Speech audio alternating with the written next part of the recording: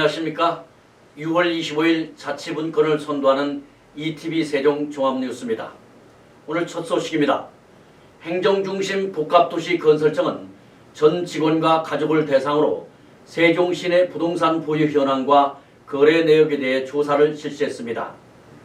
전 직원 185명과 직원의 배우자 직계 존비속 676명 등 총 861명으로부터 개인정보 이용 동의서를 제출받아 국토정보 시스템과 부동산 거래 관리 시스템을 통해 보유 현황과 거래 내역을 조회해 그 결과를 분석 검증했습니다. 분석 결과 일부 직원이 토지를 보유하고 있으나 가족 간의 상속과 증여, 직원과의 결혼 전 배우자가 매입, 행복청 전입 전 매입 등 토지 취득의 사유가 명확한 것으로 확인됐습니다. 세종시의 아동 청소년들에게 의정활동을 경험하게 하고 이를 통해 주민자치 역량을 도모하는 제2기 아동청소년의회가 공식 발족했습니다. 세종시는 오늘 시청 대회의실에서 이춘희 세종시장을 비롯한 아동청소년의원 22명이 참석한 가운데 제2기 아동청소년의회 발대식을 개최했습니다. 아동청소년의회는 아동청소년의원 25명이 지역사회를 위한 다양한 정책을 발굴 제안해 아동 청소년 권리를 실질적으로 보장하는 기반을 마련하기 위해 구성됐습니다. 세종시 100명의 아빠들이 모여 즐겁고 행복한 육아를 꿈꿉니다. 세종시는 세종시에 거주하며 3세에서 7세 자녀를 둔 아빠 100명과 자녀 가족 등과 어제 여민실에서 비대면 화상회의로 제3기 세종 100인의 아빠단 발대식을 개최했습니다. 세종 100인의 아빠단은 아빠의 육아 참여 활성화를 위해 시가 주최하고 인구보건복지협회 충북 세종지회 주관으로 마련된 육아 지원 프로그램으로 아빠들은 온오프라인 모임으로 육아 경험을 서로 공유합니다. 세종시 문화재단은 문화로 행복한 세종시를 위해 2021 시민과 함께하는 세종 컬처 로드를 개최합니다. 이번 공연은 코로나19가 지속되는 상황에서 위축된 시민의 마음을 문화예술로 위로하기 위해 마련됐으며 매주 토요일 오후 3시에는 나성동 어반 아트리움 광장에서 오후 6시에는 도담동 해트락 광장에서 1시간가량 진행됩니다. 특히 시민의 안전을 위해 이동형 무대를 이용한 소규모 거리두기 공연으로 운영합니다. 재단은 매년 지역 예술인들에게 공연 기회를 제공하기 위해 오디션을 통해 거리 예술가를 선발해왔으며 올해는 마술과 대중가요, 클래식 국악 등 다양한 장르의 세종 거리 예술가 20팀이 선발돼 오는 10월까지 활동하게 됩니다. 세종도시교통공사는 다음 달부터 2달 동안 공영자전거 어울링에 대해 일제 안전점검을 실시합니다. 이번 일제 안전점검은 시민들이 보다 안전하고 쾌적하게 어울링을 이용할 수 있도록 관리 인력과 현장 배치 요원들이 안전장치를 집중 점검하고 도색과 찌그러짐 같은 외관 상태 점검과 부속기기와 거치대 등 주요 시설에 대한 정밀 점검에 나섭니다. 세종테크노파크와 세종충남대병원이 지역산업의 혁신 성장을 위해 힘을 모읍니다. 재단법인 세종테크노파크와 세종충남대학교 병원은 어제 병원 4층 대회의실에서 지역산업 발전과 국가사업 공동 지원을 위한 업무 협약을 체결했습니다.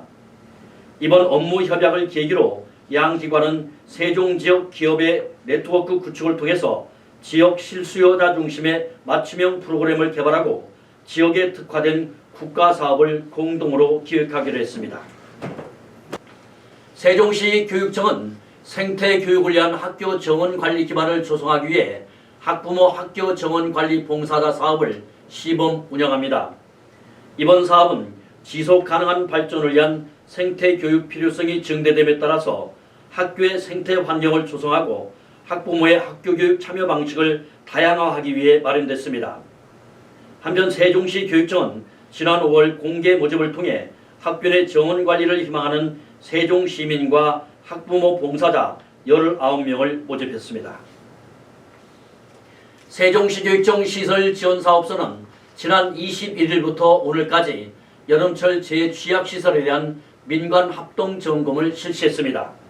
이번 민관 합동 점검은 여름철 재해 발생 가능성이 높은 옹벽 사면과 화재나 사고 위험 시설 지역인 기숙사와 실험실습실, 수영장 등 교육시설의 안전을 확보하기 위해 추진됐습니다. 세종시 교육청이 여름철 재취약시설로 지정 관리하고 있는 시설은 세종고 등 총 17개소로 전기와 구조 분야 외부 전문가를 포함한 민간인과 기술직 공무원으로 민관 합동 점검반을 구성해 여러 분야에 대한 시설물을 점검하고 안전사고를 예방할 수 있도록 조치했습니다. 세종시 전임은 지역사회 보장협의체는 매주 목요일 특화 사업으로 국사업을 펼쳐 큰 호응을 얻고 있습니다. 어제는 상반기 마지막 날로 정성을 다해 만든 밑반찬과 국, 세종사회복지협의회 푸드뱅크의 빵을 어려운 이웃들에게 전달하며 안부를 확인했습니다. 전임면 지역사회 보장협의체는 특히 관내 복지 사각지대에 있는 분들을 위한 인적 안전망 구축과 함께 민과 관이 협력해 행복 충만한 특화 사업을 진행하고 있으며 전임면 나이온스 회원들도 나서서 어려운 이웃들에게 물품을 직접 전달하고 따뜻한 이웃사랑 정신을 실천하고 있습니다. 오늘 끝소식입니다. 식품의약품안전처는 재단법인 한국마약퇴치운동본부와 함께 마약류 오남용의 위험성을 알려 경각심을 고취시키고 마약 퇴치에 대한 관심과 참여를 확대하기 위해 오늘 코엑스에서 제35회 세계 마약 퇴치의 날 기념 행사를 개최했습니다.